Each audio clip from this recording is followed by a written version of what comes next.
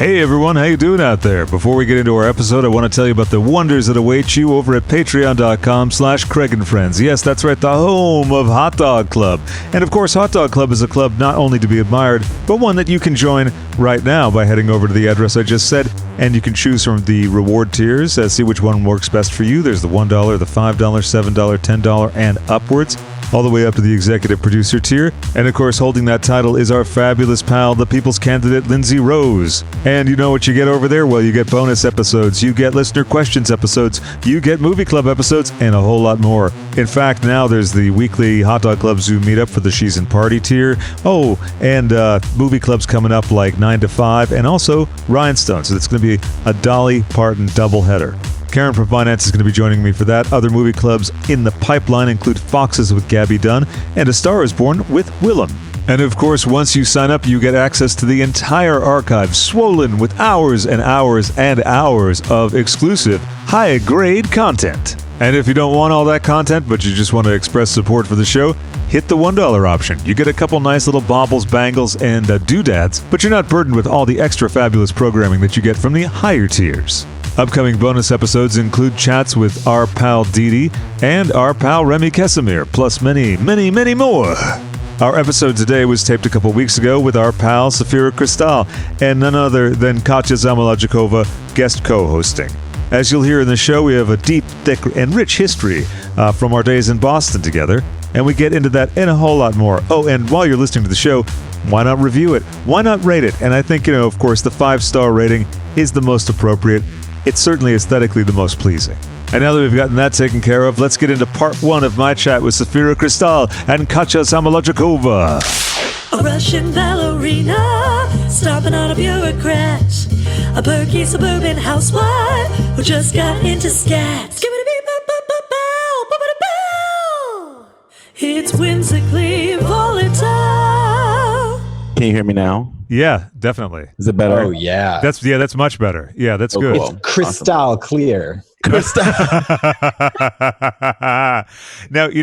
I like to do an intro on the show, but of course, Brian does the traditional drag intros. So how about this? Why don't we do one of each? Brian, do you want to do one? Or okay. Yeah, sure. Yeah. Put me on. Lady, yeah, I didn't prepare anything. Very special guest co-host on this episode of Whimsically Volatile. You think you might be familiar with her. Maureen McCormick from the Brady Bunch. That's right. We had pull a lot of favors to get her in here, but she's here now, and let her do her thing. No, it's me, Katya. Hi. Hello, hi.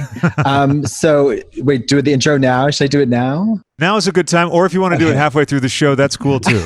You should do it at the end of the show. You should definitely do the intro at the end. Yeah, because then we will have decided what kind of scuzzbucket you actually are. We'll have the details. Right? The details. We'll have the tone set for the show, and then you can adequately illustrate it. That's exactly right, Craig. Okay. You do one. Okay, I'll do mine. There is no better exercise for the heart than reaching down to lift someone else up. Do you know who said that, dear listeners? Why? None other than our guest on this episode of Whimsically Volatile, a queen born and raised in Houston, Texas, who eventually took New York, Philadelphia, Boston, and the entire Northeast by storm. She gives you fierce looks and moves, but also a 4-octave vocal range and operatic splendor. Both Katya and I have had the honor of having her grace our stages at Perestroika and Videodrome, and now take great delight in presenting her magic to you here. That's right, I speak of the one, the only, the fabulous Sapphira Cristal. Yankin. God, that's shit. Well, but wait, was it a 6-octave range? It's 6 octaves now. Okay, just to clarify. I thought so. Yeah, I thought so. But then I read conflicting reports, and so I thought, well, once upon a time it was 5, and then it became 6. Maybe it was 4 at some point.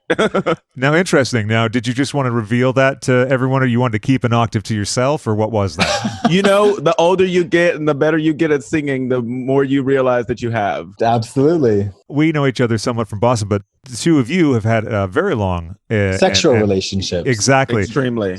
That's sexual relations. Sexual spectator. I'm aware. I've definitely seen her have sex at least 7 times.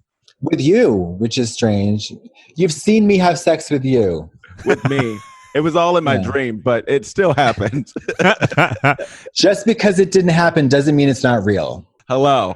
Thank you. When did you move to Boston? I moved to Boston in 2009. Yeah, I went to the Laungy School of Music in Cambridge, and so I moved to Boston so that I could commute to Cambridge. it was super fun. Was it was it a scam that college, the school? That college, you don't even get a degree. Now you do. I think you do now. I think you you used to get a diploma. Now they're associated with Bard College, so now you actually do get a degree. Oh, work. Bard's, program. yeah. So, Bard's scarce. but at the time, I think I was just like, I don't know how I got tricked into going. My best friend was going there, and he was schemes like, "You should go and to this scams." school." It was scams on scams on scams. Yeah, totally. Totally. Girl, I got kicked out of that school. Really? What happened? Oh, I cursed out 2 administrators, and they kicked me out for egregious behavior. Egregious. Egregious behavior. Egregious violations of civil behavior. Honey, That's wild. The entire school heard me say "fuck you" to everybody. That's a terrific name for a one-woman show, Egregious Behavior. Egregious behavior. Oh my God. Egregious behavior. That is. Coming soon from Sapphira Cristal. Yeah, so what precipitated that event? What led you to cursing out the entire administration? It's really dramatic, but my basically a long time ago, I come from Texas, and being a queer person of color is very difficult. Queer? Yeah. Oh, wow. Brian normally doesn't work with queer people, so this is kind of a shock. I think I'm going to go. Yeah, I don't really feel comfortable around gay people. There are at least 2 of us. So as I was saying, being a queer person of color from the South, it's very difficult to exist. And I ended up coming out to my... Oh, actually, I didn't come out to my father. My biological father had never been in my life at all, and I met them... when I was like 19, 20, right before I went to this college. And they decided that they were going to help me with my rent and help me with my tuition to school. Well, someone relayed to my father that I was gay and a drag queen. And at the time I was gay. That's how I felt. He called me one day as we've been having these calls, and he said, "I heard you were gay, and I heard you were a drag queen." And I said, "Oh, these things are true." And he said, "Oh, I'll call you back." I spoke to him like maybe 10 years later, because he never stopped. He never way. Never called you back. Never called me back. And so with him not calling me back, the checks stopped as well. So I became homeless and had no way to figure out how to pay for school. So I was talking to the financial aid lady. That's what I call her. I'm sure she has a more official term, but I like to call her the financial aid lady. And she probably has a given name as well. But other than that, yeah. I forget it. It's some Puerto Rican bitch from Boston. That's what I call her. Her. No, we know her, yeah. You know Puerto Rican bitch from Boston. Hello. So she didn't believe that I was homeless and was like, yeah, she was like, "I don't believe you." And she was like, "I don't believe that you're homeless. And I think you're just trying to, scam the system. So I need your parents' information." And I was like, they can't give their information. Either they're not. Damn. So I was trying to give them my grandmother's information. And she was like, I was like, "I can't give you any of that information, honestly, because I'm homeless. And I'm pretty sure that I'm going to be able to get some more money for the fact that I'm homeless and I'm still trying to go to fucking school." Like, it's, this is something that, and in Boston. Oh, honey, I got kicked out of my house because I couldn't afford to pay for rent anymore. And then I started living with this girl who lived not too far from where I live. So I luckily just got to move right down the street. But I was on her couch. The only reason that I was even in her house was because she was a sorority sister of my mom's, not from the same year. They just happened to be in the same sorority. Oh, wow. My mom told a sister of hers, who then told another sister who lived in Kenya, who wrote on the message board, who then another sister was reading the message board, happened to be talking to this girl at the time, and said, "Hey girl, have you looked at the message boards? There's somebody in Boston who needs some help. I don't know if you can help them or not." And lo and behold, the next day, from me being homeless, I had a place to stay. And so I never was on the street homeless. Like I squatted in my apartment that extra night so that I wasn't homeless. But the next day I went straight to her house and basically just moved in. She wasn't expecting it all, but she was rearing and ready to take care of me. She was fabulous. She was like one of the most wonderful people, a godsend. She has since passed of cancer. It was all of a sudden, none of us knew. But it was just, a lot to do. And so I was in this meeting with LV Reyes was her name. Mm-hmm. And LV goes, I'm still mad about it, LV. Fuck you, bitch. I think she's a big listener of the show too. I'm so sure this is she good. is. Yeah. Somebody is number one Patreon supporter. Back to Miss Reyes. So we're in the thing, and she's telling me, you got to do this, you got to do this, and I said, wait. So do homeless people get financial aid or not? And then she goes on about these other things and never answers my question. And so I asked her again.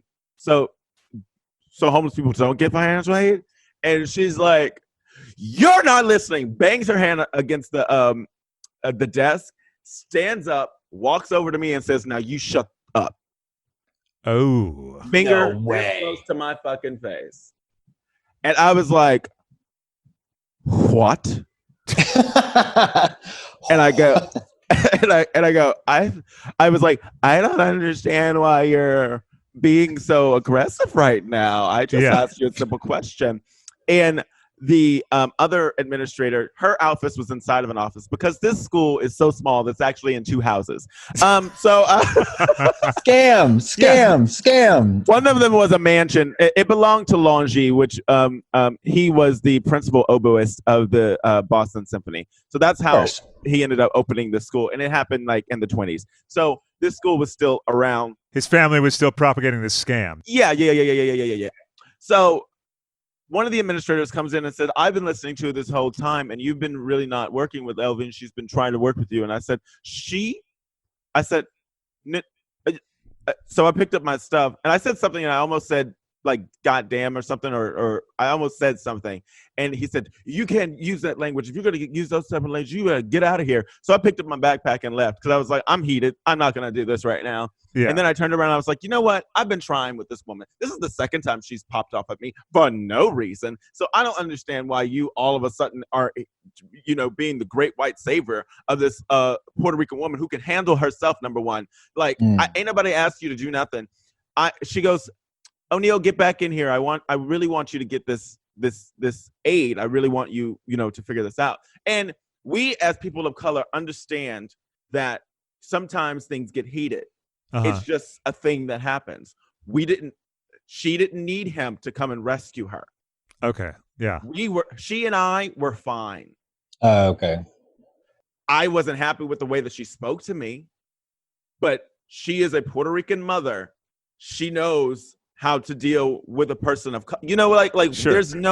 We don't have this like, oh, you can only speak to me this way. And she wasn't afraid of me, and I wasn't being threatening to her. Yeah, she wasn't no Karen.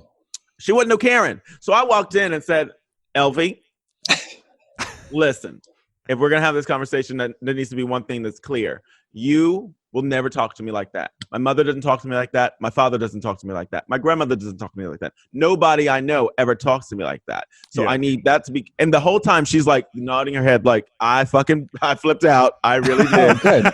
She was nodding her head. Great white savior decides to come in again and goes, you're being very threatening right now. And I go, I'm being threatening. She slammed her goddamn hand on the damn desk and walked up and put her finger in my face. Now that's threatening. He goes, you can't use that behavior. Get out. And I was like, what? I mean, you can't use that language. Get out. And so I was like, what language? Was it goddamn? Like, really? Well, heck, darn it. Yeah. Right. So I picked up my bag, and something in my mind said, I'm not getting kicked out for saying goddamn. So I said, fuck you on my way out. You're going to make language count. Everybody. Yeah. The kids in the classes who were doing their tests and everything were like, I heard that. And I didn't know what was going on. And I was like, well, I'm an opera student. So there you go. Yeah. You know how to throw the voice, right? That's the thing. You know how to. Yeah. Now, what octave did you use for that Oh, the most intimidating one, the big black octave, you know? How would you rank the other octaves? How do you mean? Yeah, who's that? Like, if you were going to give a characterization, as you just did to the most the Paul striking. Robeson octave, Sure. the big black, like the 6 foot black man octave. That was that one. I guess the next octave would be the I don't know, short Asian man octave, which is like sort of like tingy and tinnery, like just because I know a lot of tenors who have that like timbre. The next octave will be a big black woman octave, also known as the Leontine Price octave, which I have not warmed up, so fuck that shit. Not doing that again. The next octave above that is. Do you want to put a do you want to put a beep in that, by the way? Because I can just beep that. Yeah. Redacted. Yeah. Redacted. So, and then the next one is the very skinny petite French lady octave. Mariah. Is that Mariah Carey? No. That's just before Mariah Carey. Okay. So that's she's the skinniest. She's the skinniest, and then the next one is Mariah Carey octave. So 8, all obviously, because octo, right? Huh? 8 of them. 8 of them altogether. Is that where we can just count it? Well, because there's octave, right? No, am I wrong? There's 8 notes in an octave. That's why. Yeah, there you go. Okay. How do you discover that you have a multi-octave range? Like, at what age did you discover that? Yeah. Well, I've been singing for years, so Do you have perfect pitch? No, I have relative pitch, and I have perfect relative pitch. I can tell if it's right if I'm listening to other things. Okay, so just for those who aren't familiar, because perfect pitch is kind of it's a baseball term. Yeah, exactly. Right, that's right. Clearly. So like you can strike them out no matter what. And that's the gift, right? That's right. Because we're all big sports people, really. We're all big sports people. Yeah. But yeah. So I don't have perfect pitch, but I was young and I've always been able to sing really high. Actually, when I was younger, I had a very high register. I was actually an alto in the choir. My gospel choir. How does it go? What is an alto? Is that the? So it's soprano is the top, then alto, then tenor, then bass. Just 4. Within those there are different qualifications. Like mezzo soprano. So there's soprano. There's coloratura soprano, which is usually the highest. Then like coloratura. Cool. That's the one that does all the like they move a lot. Then there's the sort of soubrette soprano, which has a very light voice, and then there's the lyric soprano, which has a nice full tone, but it's still lighter than what we call the dramatic soprano, which is a nice hefty, heavy tone. Then within the dramatics, there's also what we call a spinto, which is sort of like a pushed sound. It's very loud. It's very intimidating. Sounds aggressive, I got to say. Yeah. Is this all Italian? Is this all Italian? Yeah. Is this Italian? Yeah. Lately anyway. As of late, they've been Italian. Sometimes they're German. Is there a pasta fagioli or something? Speaking of Italian, okay. Clams Casino or something I can, relate like to here. Yeah. Fettuccine Alfredo, eggplant parmesan. Carbonara. Yeah. Carbonara. I like the sound of that. I love carbonara. Do you really? I hate it. I have a really sleazy story about carbonara. Please, because I got a good carbonara story too. That's kind of embarrassing. So I'd like to hear your story first. So I commonly, just as Katya, am not a stranger to having sex while dressed as Sapphira. Now, how dare you? Do you remember the days? How dare you? Mary, do I remember them? I remember them every day, and I recall them fondly every single day. So one time I was visiting Boston for I think it was Pride. It could have been for the gospel stuff, but I've been doing Pride every year in Boston since forever, even last year. But this one year I was staying with some friends, and I was on an app, and I saw this cute boy, and he was adorable, and he came and picked me up and took me to his family restaurant / his apartment, because his apartment was on top of the family restaurant. Okay. He lived with his uncle. I can't say much more about the family restaurant because I don't want to out this person. But however, we went to the top of the thing. Maggiano's. I was really not. What was it? Maggiano's. Maggiano's. Yeah.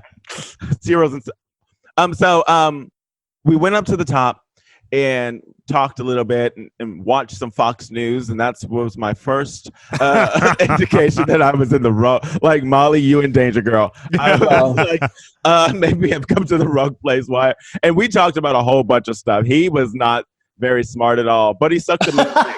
And I was just like, we were talking. He was like, oh yeah, this was during the Hillary time because he was like, yeah, they should lock her up and blah blah blah. I was like, just suck my dick.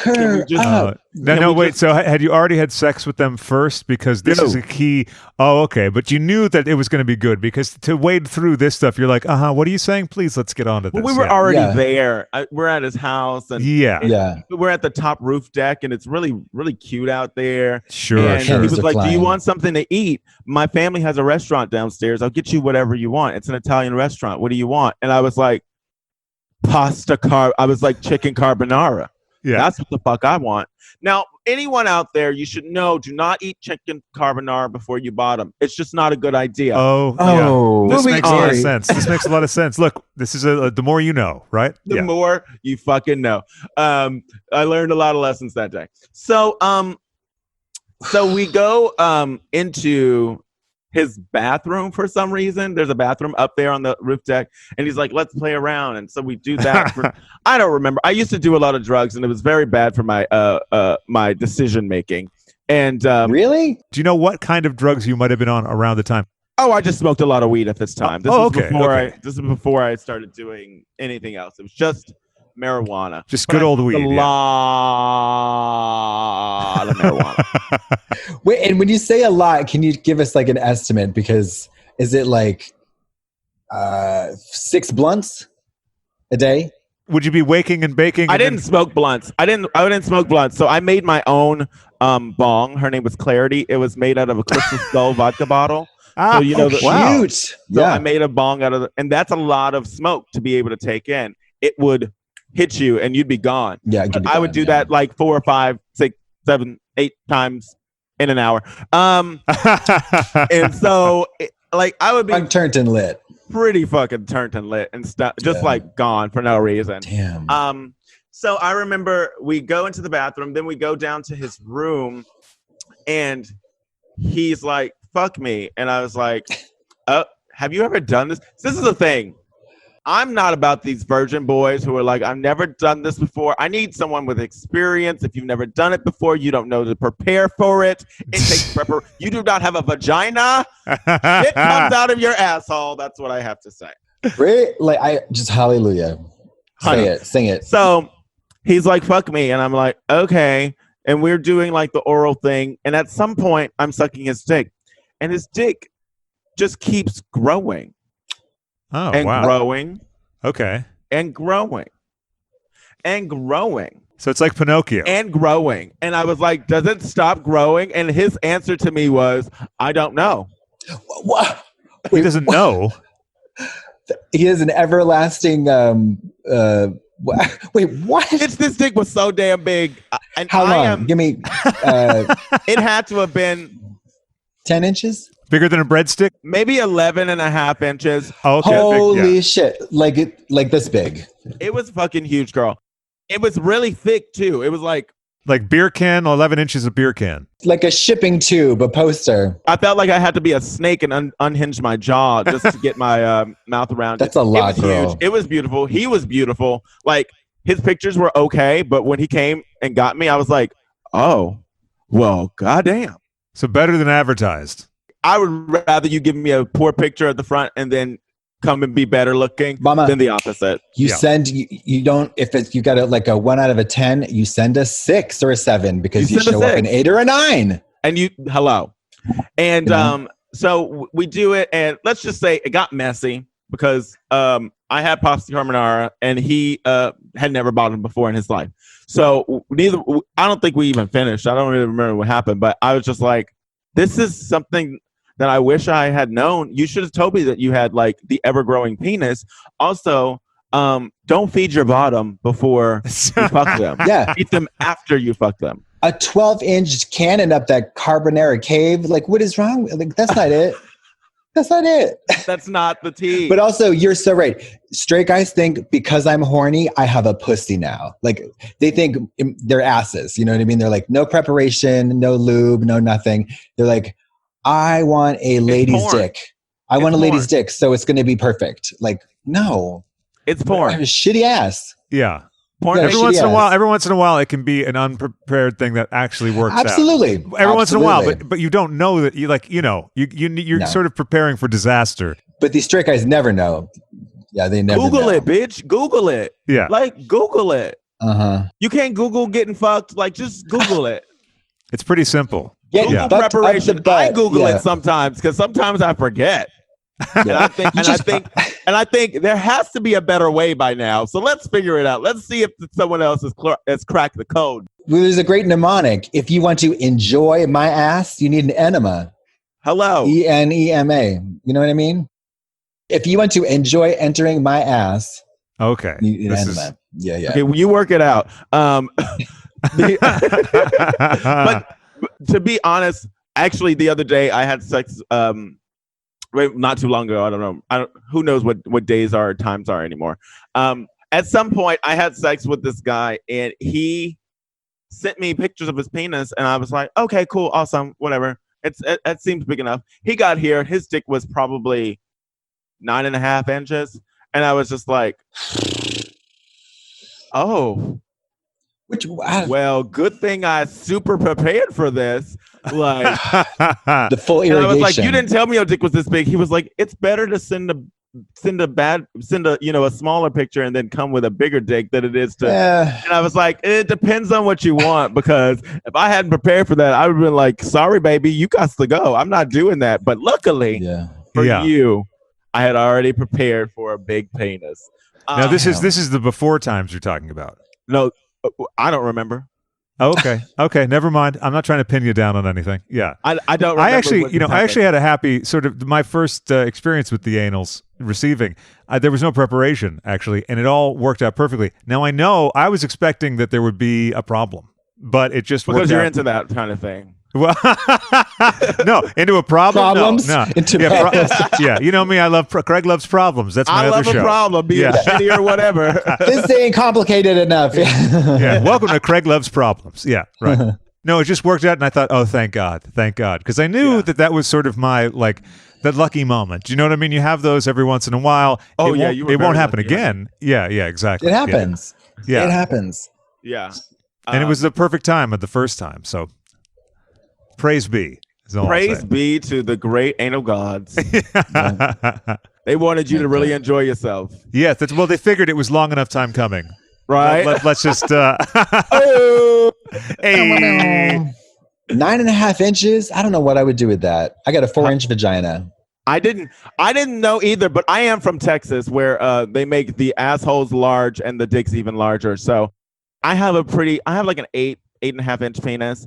And damn. For all those who wanted to know. But I've always thought that I had a small penis just because of the people I had always had sex with in Texas. They're just humongous. And I don't know what's in the water in Rochester, but like those people too, I was just like, I don't understand what's been going on. But then I started having sex with a lot more white people, and then I didn't have that much problem anymore. Yeah. How about this one? The dicks on guys are super sized, deep in the heart of Texas. Hey, wait, yes. I like that one. Right. You forgot the clapping. You need to do the clapping because that's the alert. I don't want to do the clap. I don't want the clap at all. Oh, sorry, Trish. You're not going to do the clapping. I don't clap no more. You gave that up for Lent, I think. Is that right? Lent. Yeah, for Memorial Day. They have a drug-resistant clap. Oh yes, I've heard about that. Yeah. What? Well, what is the clap? Huh? What is gonorrhea? The clap? Gonorrhea. No, is it gonorrhea or chlamydia? Gonorrhea is just gonorrhea, and the clap is chlamydia. Oh, forgive me. Interesting. Mixing and matching. Is it because it makes the pussy clap? What is it? I don't know. They both drip, so I don't really understand why it's called the clap. Yeah. Well, they had to split up the names, I guess. Yeah, I guess so. The drip and the clap. The drip, the clap, and the fucking Oh man, the encore. The encore. You're a sophisticated bunch, you're listening to this show, so you want a sophisticated collection of sex toys. Not that you don't already have an impressive one, but you know what? It's never too late to add on. And add on at Adam and Eve. Choose almost any one item at 50% off, and then when you do that, you're also going to get 10 free boredom-busting gifts, including 6 spicy movies, a 3-piece bonus kit, and best of all, free shipping delivered discreetly right to your door. Maybe there's an item that you were considering, but you weren't sure if you were into that. Now's the time to bite the bullet, as it were, or a magic wand, and try it out. Adam and Eve has thousands of products, so you're guaranteed to find exactly what you need to, get you off. And staying in a happy, contented mood is so important during these times. Also, if you're single and not seeing anyone in person, it always helps to have a couple props for, the FaceTime sex. Not only that, but there's certain things our hands just can't handle on their own. Yeah, I mean, they got the handheld, they got the double-handed, they got the double length. Everything you want is at adamandeve.com. Find the perfect fit at adamandeve.com. And when you go to adamandeve.com, make sure you use that offer code WV. So where are you living right now, Sapphira? I'm in Philadelphia. I like it there. Yeah, I came to your show when you came here most recently, I think. You didn't at the wrestling ring? Yeah. At the wrestling ring. I didn't see you. Why didn't you say hi to me? Because, bitch, your phone is different, and I didn't know that you changed your phone number. Oh, that's right. Oh, yeah, that's right. That's right. The old phone number. That's right. Yeah. What about social media? I was texting you, messaging Fina, like, hello. Social medias. Well, I don't know which one of these work for you. You got like 1 million Katya fucking profiles. No, there's just two. Now you got the new phone number. No, yeah, I know you do. And now I have your new phone number. But I know you have them, but I couldn't tell which one was you and which one was each fan profile. So. Oh, I know. And I screamed. I was like, Katie, but you were already like in the that's how I like to differentiate myself from other people. Yeah. Katie, hooker from Boston. Yeah. That venue was rotted and gutted. Oh, truly, girl. Truly how many gun shows do you think have been in that fucking venue? Too many. And they were so homophobic. They did not like my legs, my hair, my hips, or my lips. Nothing. They were not tantalized. No. At the show, or you just mean the venue? The venue. The staff. Okay. The staff they were rotten and wretched, but it is what it is. No more wrestling venues from now on. Yeah, that was I was like, where are we? So weird. This is so weird. We got cock-blocked in that town by another promoter.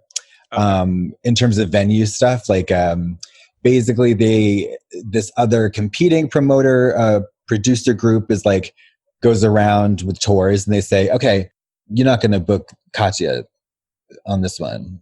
Katya specifically. Me specifically, yeah. It's they don't want to compete. They don't want to have two drag events around the same time. Really? Oh, that's strange. Yeah.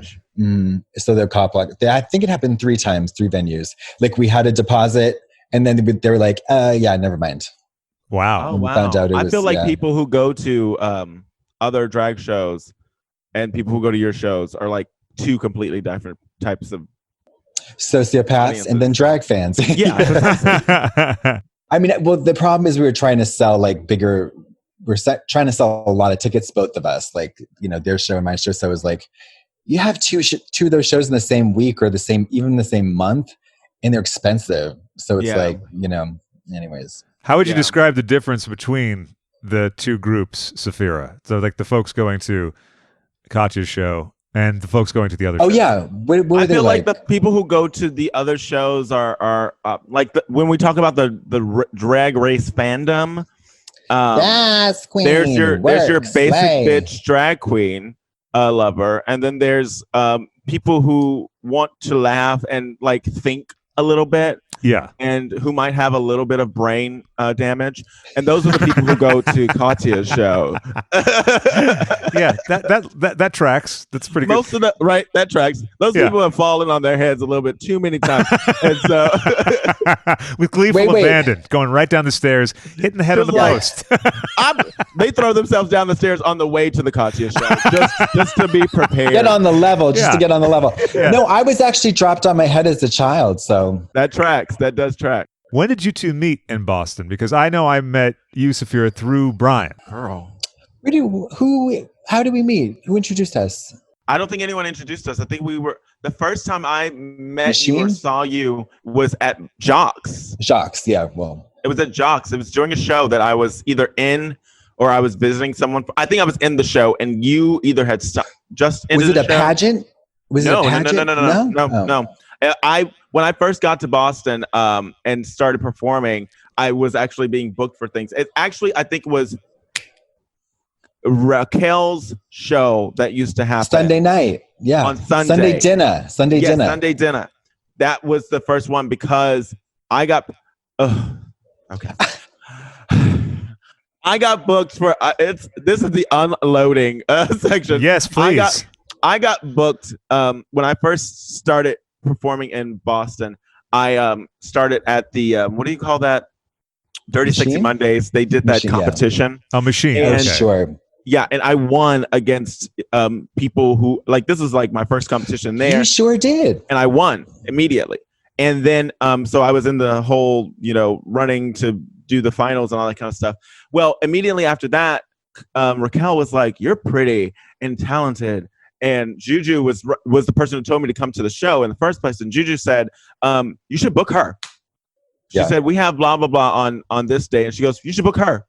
Book her now." And she was like, "All right, what are you doing Sunday?" And she booked me for the show. Did the show, did well on the show. Everything went great. Everything I thought that my career was popping. It was starting.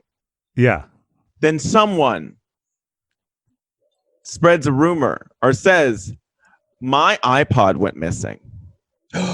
Oh, no. Do you remember this? I vaguely remember you being accused of thievery. Yes. So all of a sudden, and I was booked. Oh, for a yes, I couple do more remember things. this. I remember this exactly.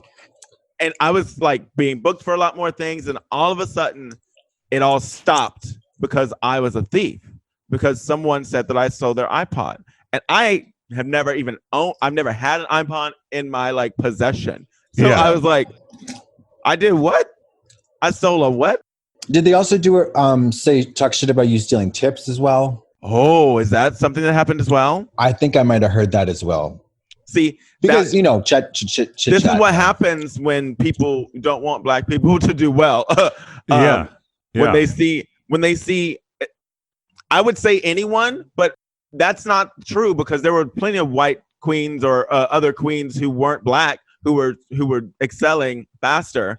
Uh-huh. But apparently I was not worthy of that. So that was my first real experience with racial issues or being racism in that way, because I'm from Texas, but I'm from Houston, Texas, which is the biggest city in Texas. So it's very, very diverse. And I'm also went to Rochester where they just were like, "You're fucking fabulous." I went to the Eastman School of Music over there. So they were like, "You're this is what you do. You should be doing these things." Miss Kasha Davis gave me my first crown. She was very supportive. No way. Yeah, Wow. they were that family in fucking Rochester is everything. And I used to go back to Rochester to always be like, "Hey, I'm doing this. I'm doing better. I'm doing these things." And they would always support me. And when I would come to Boston, I would just be like, "Oh, the work. I have to work. I have to work so hard to be accepted by people who ultimately nowadays I'm just like, who the fuck are you? What are you?" Right. Yeah. They were just I think straight up threatened.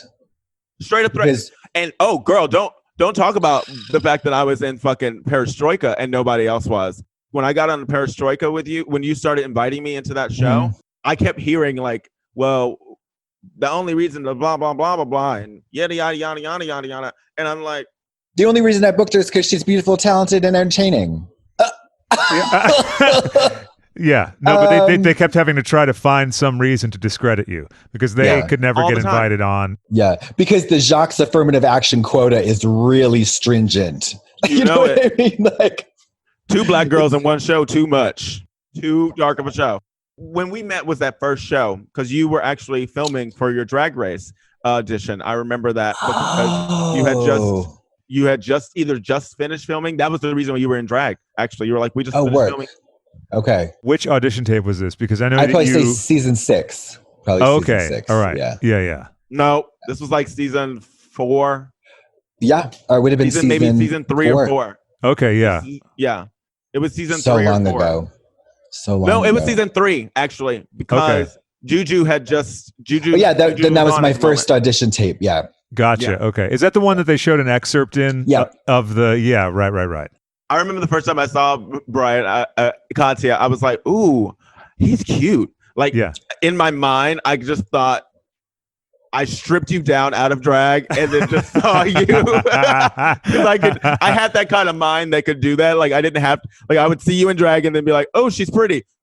Ooh, he's cute." Yeah. Like That happened with the dude who asked me out in drag. And I was like, "You're not a chaser, right?" And he's like, No, I'm going to take you out as a boy. I was like, "For real?"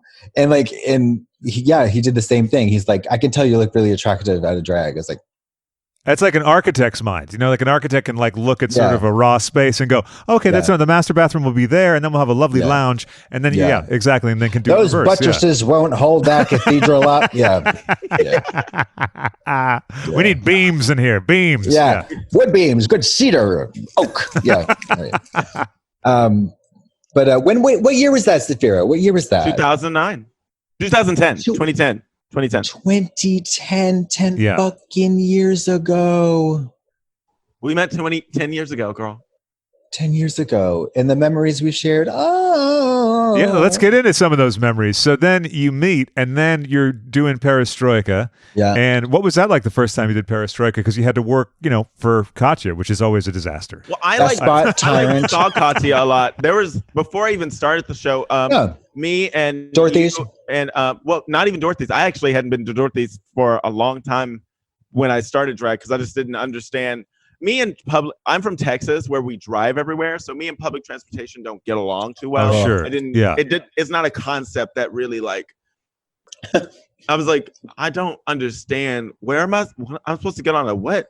And so like going to school was enough of a challenge for me, let alone trying to find some place called Dorothy's on fucking, was it Massachusetts Ave? That's how it was in my mind. It's like, is it Massachusetts? What about, it's not Maine? It's not Main Street? What Ave is it? What is okay. So I couldn't figure it out for anything. So actually, back at the bus, Eugene, I used to call him Yevgeny. And I would always put online just, hey, who wants to hang out? Because I would see Becca. Becca would book me for Cherry.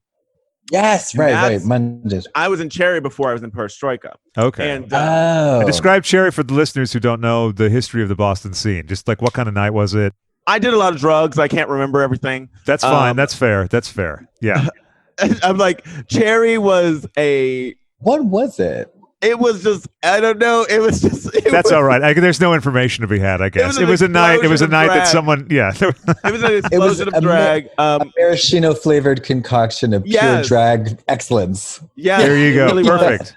With hostess Becca the Bus. And I think Ashley was in that show occasionally. Ashley who? You know. Yeah. Should I bleep that as well? Yes. Trying to, okay. Yeah. Well, since we're bleeping it, also bleep this next part. She's the one who's told everybody I stole from her. Oh, okay. Because I also beat her in that competition. So after that happened, and then I was in a gig with her the next time. All of a sudden, I stole from people. Oh, okay. Fucking A. Motherfucker. Did you always have a bad vibe about her, Brian? Listen, I got fired for stealing when I didn't steal. So being accused of something you did not do is just so annoying. It's fucking annoying. Yeah. It's because and you have no way to prove it because you're just like, I didn't do it. It is almost impossible to prove something didn't happen. Didn't happen. I mean, Right. yeah, it's just like one word against the other in that, whatever. Well, and also you got other people who are like upset and they're not of your level of performing, so they're more likely to go along with some bullshit story. Oh, girl, it they're makes them haters, feel better, right? Haters. Yeah, well, there you go. Yeah. They look at the bone cheeks. They say, "Oh." They hear the voice. They say, "Oh." Honey, they couldn't take it. They couldn't take any of it. Couldn't take any of it. They're like, None of "Oh, it. girl, no one wants to hear a girl sing." I was like, I feel like everyone wants to hear us sing. Because, Well, if you're a singer, music is a thing that happens. Yeah. Oh, and someone can actually sing. Yeah. No one really wants to. Of course, they all want to hear that. Of course. Yeah. I mean, and then so I started with Cherry with Becca the Bus, and then I don't know how it happened, but I got invited to do Perestroika, and because I think I had been in Perestroika before, and I knew that it was such a coveted spot because just like listening, and I listen a lot when people are talking just in the back, and sometimes I'm not even talking. I don't talk a lot because I'm listening to what they're saying and listening to what's happening in the world and what's happening in these people's sphere. And I was like, okay, this is great. I'm going to try and turn this out. And Katya was very supportive. We probably hadn't performed as much together as we had actually hung out. We went to eat. We went to eat a few times. Boston Market. Boston Market. Boston. Yeah, you know it. But I think we went for Vietnamese food a few times. Like we ate out more. Maybe I forget. Mexican food, I forget, but we ate out a lot more than we performed together. And then I think she might have seen me perform a lot, and then just figured it would be something to add me to. And Becca actually a fruitful experience for all to enjoy. The magnanimous talent could not be denied. Nobody could deny Blue Nasty Crystal. Oh, that's right. So do tell, please. Thank you. Sapphira Cristal, aka Blue Nasty, aka Ebaskeezer Scrooge, yes, aka what is it? What did Tom say? It was Blue Nasty Crystal. Blue Nasty Crystal. Oh, so good. So good. Yeah. And they actually would promote the show with my name as Blue Nasty Crystal. No, not Sapphira Cristal. No. Girl, I'm pretty sure God. I have the thing, and I was like, how are people gonna ever know me if they can't see my name? Hard to get. But I mean, Ryan Landry did the same thing to me. And I want to talk to you about him. Was he a tyrant? What was it like working for him? So there are people in this world who are so hurt that the only way that they can control things in their life is to treat people the way that they felt treated. And it's very sad because he is a very brilliant mind. In some ways, it's very commonly brilliant. It's not like, I mean, he ain't no Tolstoy or he's no Tolstoy. He's no Shakespeare. But he ain't no Emily Dickinson. He's funny. He's funny. He's funny. He's funny if you've been dropped on your head a few times.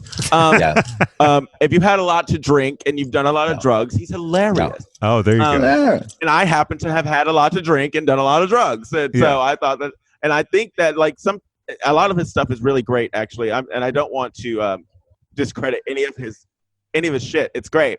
Wizen was amazing. But there is a way to treat people to get the best out of them. And he did not do that all the time. He did another way, which is a way to treat people to get something out of them. And it also is a way to treat people to get them to be addicted to things as well.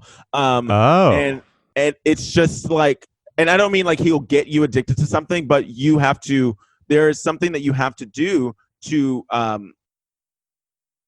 soothe that, to pacify that, like the experience that you just fucking had with someone, and you're like, I'm not an idiot, I'm not a moron, I'm not stupid, I'm not all these things that I'm being berated as every fucking day because I came in a second early or because I came in a second late. And that was never my fucking issue. One time I missed one rehearsal because he scheduled it last minute, like right before we left. It wasn't a part of the actual schedule, so I had the actual schedule in my mind. And then all of a sudden, he schedules another rehearsal last minute. Now, mind you, we don't get paid that much. I got paid $300 fucking for the whole run of the show, plus the blah blah blah. And also, they're not doing Wagner. They're not doing Wagner at the fucking Boston Symphony. No, this is in the basement of a fucking gay bar. For those not familiar, though, just to paint a picture, right? So these would be like the parody shows, right? So Ryan Landry would do I don't know, pick a this show. One was Mrs. Grinchley's Christmas Carol. Right. Okay. And in terms of time commitment, how long would this $300 cover? Like in terms of when you start a rehearsal, weeks. Right? Weeks. A long time. There were weeks of rehearsals. You would have to be intensely dedicated to the quote unquote cause of the Ryan Landry show, or else you would be who's getting chastised. paid thousands of dollars for this show, and I'm getting paid $300. Now, Right. The funny thing about this show is that this show was a show that we did the previous winter. We had done this Christmas before. I'm a trained actor and an opera singer, and I have a mind that will keep things, you know. Yeah. Memories. So Yeah. we come back, and I have all the same roles that I had before. I know all this. I knew every single thing that we did the year before. Nothing had left my memory. So there was no real. So I was really like, okay, I have to be there for this thing. And I was never one of the people who had to be reminded of anything, who had to learn anything new. I just did everything. I was always on time. No one ever mentioned that. But the one time that I'm late to this thing, and he calls me saying, "Where are you?" And I'm at home watching fucking Fox News again? Jungle Book or some bullshit like that. I don't know what was on TV, but I was at home just watching it because I was like, I don't have to be a thing to this time, so I just need to relax and relax my body. He calls me. He's like, "Where are you?" And I was like, "Huh?" He was like, "We have rehearsal right now." And I was like, "Oh shit." He was like, "Get here now." Okay. I get there. I'm like, cool. By the way, none of the parts that I have are going to make or break this performance. Sure. Just saying. It's not, no one's going to die. Nothing's going to happen. So I get there, and he takes me in the back, and this is the thing that he does. When I moved to Provincetown, it was because, remember, I was homeless. Right. Remember, I was homeless. So when I was homeless, I stayed with my friend Dante. His roommate, when I went to Rochester one time to make some money so that I could start, contributing, because I wasn't able to contribute because I wasn't making any money, and I was trying to do that. And would this be after you were frozen out of the thing in Boston because of the alleged stealing thing? Oh, this was years later. This was 2011. Oh, this years later. Okay, okay. This was actually the next year. I was doing better because I had been established with Ryan Landry now. So I was doing better. People were like, "Oh, she's got talent." Things started getting better. Sure. His roommate threw away all my things while I was in Rochester. So there's a good portion of my life that I just don't have anymore. Just threw it all away. Oh my God. Jackets that my grandfather gave me, all sorts of stuff. What the fuck is? So he was troubled as well, and it's easy to do something like that to me and not your roommate because you're mad at them, but you might as well just do it to me because I'm living there as well. So I had to move. I had to figure out something to do, and Ryan said, "Come to Provincetown. I'll pay your first month's rent, and you'll pay me back, and you'll find a job. You'll find a job. We'll find you a job." And honestly, that turned my life around. So I do owe him a great debt of appreciation for that, because if it weren't for that, I don't know what would have happened to me. But I ended up doing that next show for free because I still owed him $300. Oh, gotcha. So because of that, indentured theatrical servitude. Indentured theatrical servitude. Right. No, ma'am. And so I wasn't getting paid, but I had rent to pay, and I was doing massages, actual massages. Maybe they thought they were going to get a little extra, but they didn't. But I was doing massages at night to rub and tugs. No, that's what I'm saying. Not rub and tugs, just an actual rub. I did a full tugs. hour and a half. Tugs. Yeah. No tugs, but it was okay. Hour and a half. That's an hour and a half. Well, an hour and a half was 160. I actually worked at P-Town Massage as a receptionist, so I knew what the prices were for that. And so what I would do is just take their prices and use them as my prices. Oh, that's good. That's a good move, yeah. So I was in Boston and telling people this is how much the thing is. And because I would do it in drag, because I know that they wanted more, but they weren't going to get more because I'm just not that kind of girl. And also they're not asking outright, right? So it's vague. So really they can't say that they got screwed over. You never promised anything. They didn't get screwed over because they would have to pay that much for an actual massage of the quality that I gave them anyway. So whoop-de fucking do. And I was beautiful. And so whatever you do after I leave is your thing. You got a massage from a beautiful lady. And so he didn't know why I was so tired. He was like, you don't even have a job. And I was like, number one, fuck you. The only reason that I don't have a job is because I don't have a job here, and I couldn't get a job here. I've never worked a day in my life in Boston in like that kind of job setting. I applied to many jobs, couldn't get them. I wonder why. But in Provincetown, I definitely got jobs. Whenever I went back to Provincetown, I would go there and work and do things there. Yeah. So it just, he yelled at me, and then he was like, don't ever ask me for money again. And then like we went to do the show. Well, during the show, something happened. I think I had one glove missing, but we wanted to start it. So I was like, I'll find it during the show. But for this, and he was like, where's your glove, Sapphira? Or Godiva is what they called me. Oh, right. Godiva. Because chocolate? Because chocolate? Yes, bitch. Because black people taste like chocolate, as everyone knows. Well, I do, but still. I hate that shit. He doesn't know that. For clarification, when did you start getting called Godiva? Did Ryan Landry start calling you that? They give you an orphan name. They give you like an orphan name. And, and the gold. So right. So they, and again, just for those not familiar, his troupe is the Gold Dust Orphans, right? Yes, that's right. They give you an orphan name. People who are, it's funny. People who are familiar with Peaches Christ, it's very Ryan Landry's productions are a very similar thing, analogous to that sort of thing. Yeah, yeah. Like although from what I've heard, Peaches is a little bit more fun to deal with. Well, yeah, I would think so. I would think so. Yeah. I was like, I haven't met her, but I just feel like it probably would be. Yeah. So he called me Godiva and said, Godiva, where's your glove? And I said, oh, I don't have it now, but I'll have it by the thing. I just couldn't find it at the moment since we wanted to start so early. In this time, he's like, go get it, stupid. And then he goes, blah, blah, blah, and then calls me an idiot and then calls me a moron. And if I think that by now you understand that I'm not the kind of person who lets someone treat me a certain type of way. But my story from LV and I'm getting that impression. Yeah, slowly. Yeah. Billy Huff, the guy who does the piano stuff. Yeah, sing along with Billy or whatever. Yeah, Billy is in the show, and he's standing right next to me, and everyone's hearing Brian berate me, and he's just like going off, and he goes, "Stop it, stop it." He just like whispers, "Stop it," and to know that like. They're like, this is happening, and like other people are like, this is like really not supposed to be happening. And this is something that happens all the time to anyone who pisses him off in his organization. Yeah, totally. I've seen it. I'm just not that bitch. Yeah, I'm not the bitch.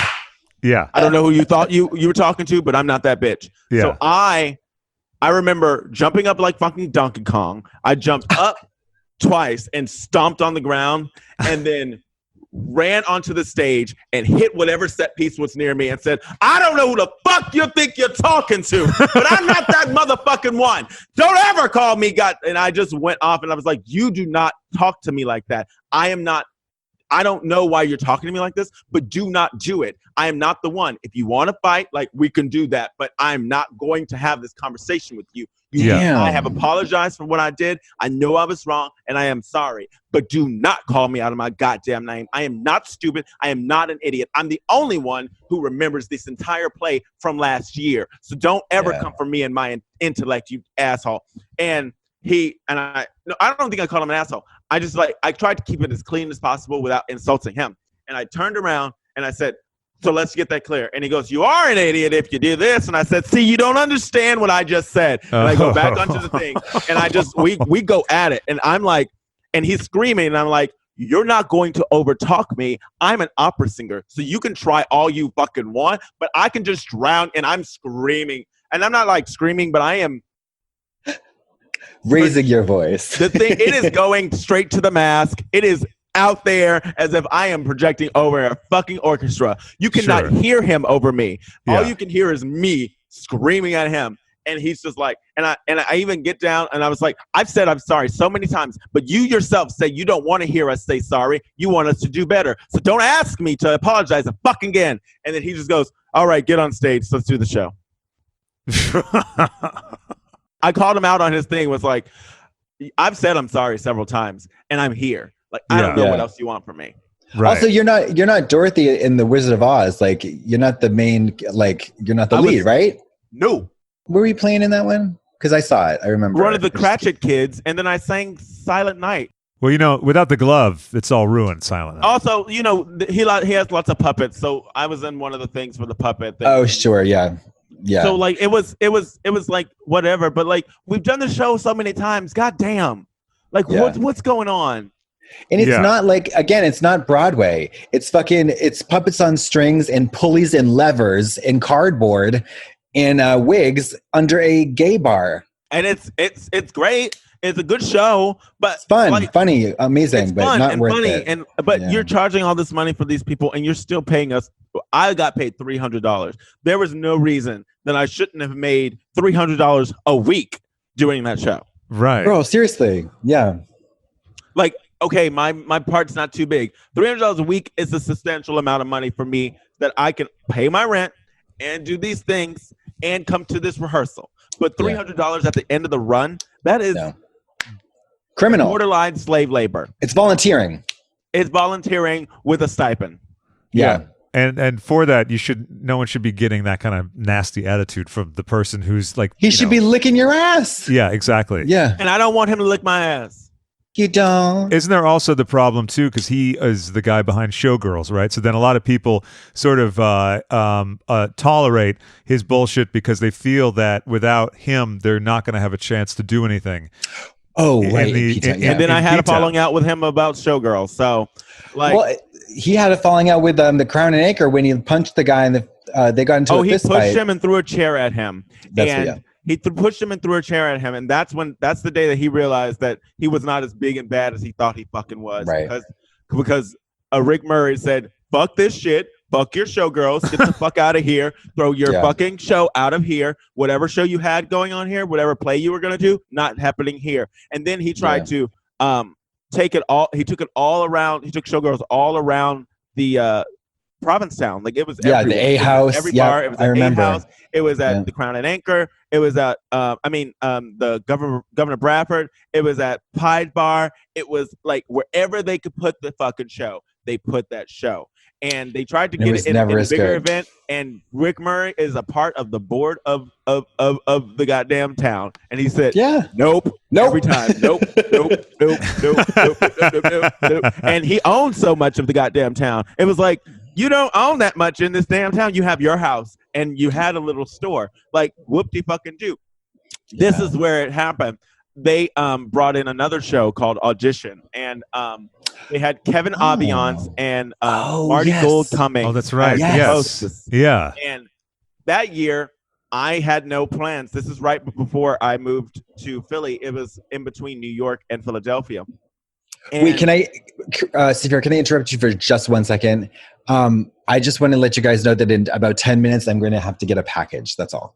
How big is the package? It's about 9.5 inches. Oh, okay. But very, very thin. He doesn't watch Fox News, does he? I found out that I don't like, well, hold on, you're going to get me off track. But okay, I don't like thin dicks because it just feels like being poked the whole time. Dagger dicks. that dagger dick. Get that dagger dick away from my booty hole. No way. Get that dagger dick away. I'd rather have like short and fat, like those emergency buttons in the superhero movies, like the the big round button, So actually, okay, never mind. That's some. I have a lot of sex stories. So and we'll get to some of those. I think I was like, this whole show could be just sex stories for me. Come on, let's get to it. Yeah, time and opportunity. We got nowhere else to be. I mean, I don't know. He's got a package coming, but frankly, let me ask you something, Sapphira. I want to ask you. So when you did discreet encounters as a lady with discerning gentlemen in Boston, did you host or did you travel?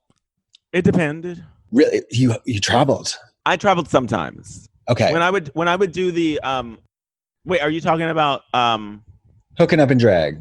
Oh, just hooking up, not the massaging. Not the massaging, no. The hooking up and drag. Yeah, it depended. I don't remember a lot of that stuff, honestly. But I would host a lot. Yeah. I wouldn't travel too often. I would only travel if they came and got me. Like that story I was telling you about the ever growing penis. Sure. He came and picked me up in like an Escalade, and I was like, "This is going to be great." He's got an Escalade, and his face looks like it was carved by Da Vinci or whoever carved shit. Like it was just. Jonathan Carver. Yeah. But it's dangerous. Craigslist killer, mama. Craigslist killer. Yeah, but I'm a 6 foot tall black man, so I wasn't really that afraid. And my dad's a trainer for the UFC and taught self defense classes all my life, so I think I'm fine. Skilled in opera and self defense. That's quite a combination. Yeah, I mean, unless you like fucking. And I was a top at the time. Like Okay. Yeah. most, like when I lived in Boston, I didn't really get fucked that often. Like I don't think ever. Like I was a strict top, and it's only in my older. It's only since I've become an older lady that An elite queen. elite queen that I've been like, you know what? That's a lot of work. I'm just gonna sit here and you can do all the work, and and it feels kind of good if you prepare, if you like stretch out, like just like if you're gonna perform, you need to stretch. If you're gonna do up the jumps and ups and blah blah blah, you need to stretch. If you're gonna take big dick, you need to stretch. You need to put something else in there before that unencumbered penis just comes inside and just goes to work, and you're like, or that dagger dick starts poking, and before you know it, you got dagger dick has to leave. If the dick ain't good, I make up a reason why someone has to leave. Like, oh my God, I have diarrhea. Diarrhea is coming right now. Oh my God, imminent flow. Imminent flow. I prefer a 75% erect penis because it's like, really? I get on it when it's hard, but when it gets 75%, it loses a little bit of the hardness. It gets a little bit spongy. That's when it hits my spot. Yeah. I mean, honestly, I used to find that only like humongous penises were like that. They have to be humongous on a skinny person because they don't have the blood flow to really like supply it as much as you. Sure. So they're a little woozy, but they go fully catatonic when it's fully erect. Yeah. And so it only gets so hard, and so you're like, oh yay, it only gets so hard. So you put it in there, and it doesn't feel like, oh God. Yeah, you got to snake it in like a slinky or something. Yeah. Yeah. and again, they're woozy, so they're going to go along with whatever you're into. At that point. What's going on? Oh, sex. Yeah. The bigger it is, the harder it probably won't get. Unless they had some Viagra. Science. So yeah. So I like those. That was the real reason why I was like, I'm doing big dicks only, because those small dicks are like, yeah, let's go. And they feel like they got something to prove too. They're trying to and they have something to prove. It's like, no, you just bend over. No, fuck you. The dick is good. Just go slow. Just do the things. There's that guy who was like bigger than his picture. Was like, let me just take my time in it. And I was like, no, I don't have time. Like, you need to stop. Like, this thing is huge. I was not prepared for this. And then after a while of saying that in your mind, you just go, oh, okay, whatever. This actually feels good now. And then he's done. And then you're like, you're done? So we're going to go again in like 2 minutes, right? He's like, no, I got to go home. I'm tired. Oh, gag. It's 7:00 in the morning. Oh, well, there you go. But so now you're versatile, is what you're saying, in the in your mature lady age. Yeah. And that's more fun. You sort of get to do both things. Yeah. I mean, I like to top. Currently, I top my boyfriend and maybe occasionally someone else. Otherwise, I'm like, just stick it in me. I just want to like lay here. I don't feel like doing anything. The most I'll do is like get them hard with a blowjob, and then I'm like, you don't do a little moaning. Yeah, I like moan if something on TV happens and it's like really interesting. Otherwise, you're saving your vocal skills for another time. Brian, have you been having relations in this Corona time? I mean, we've been lucky to avoid talking about. Okay, yeah, no, I've just been having FaceTime sex.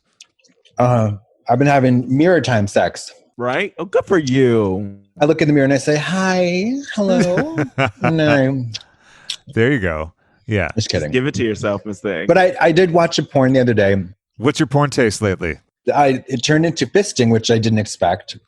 Oh. And I'm not generally a fan, but Sapphira, everybody in LA is into fisting. Every single person, everyone, gay or straight. I believe it. So I believe it. And my friend was saying that he works in porn in the industry, like runs websites and stuff, that he predicts that in 10, 20 years from now, scat will be just as accepted as fisting is now. Oh no.